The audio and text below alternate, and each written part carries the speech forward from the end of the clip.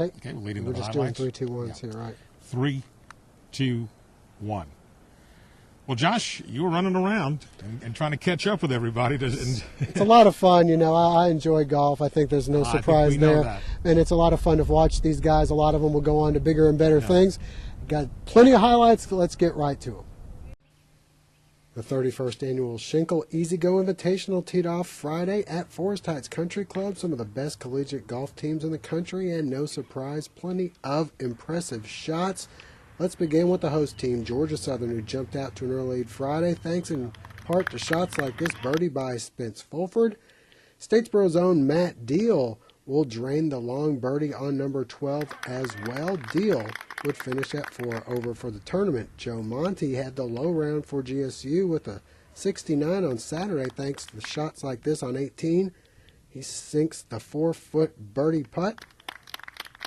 Leading the charge for the Eagles was Ryan Zabrowski, 3 over par here with the birdie on number 8. Zebo tied for 30th. Individually, it was Logan Blondell posting a top 10 as he finished 3 under, tied for 6th, but was unable to count on the Eagles team score as they would wind up in 12th place.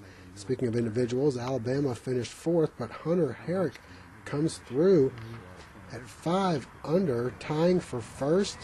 And he can thank hole number 15 Saturday. He puts it within about 2 feet.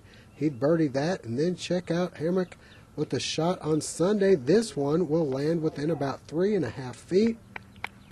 More on him in a minute. We move back to number 8 and Ryan Zabrowski's playing partner, John Peterson of LSU with the long birdie. He'd finished tied for 12th place at even par.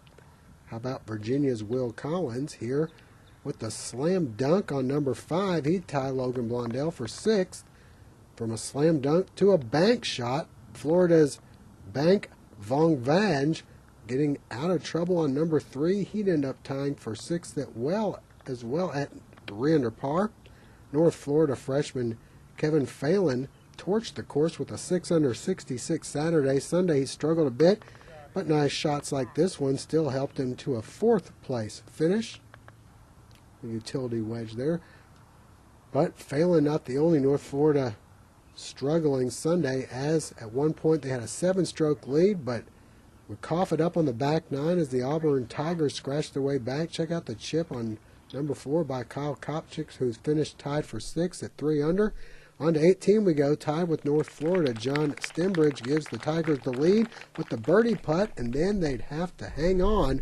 Will McCundy in trouble on 18, line 3, and having to get up and down to keep pace with North Florida, and he'll do just that. He'd step up and knock in the par putt, tying for 10th individually in the process, and the Tigers would go on to win the team title.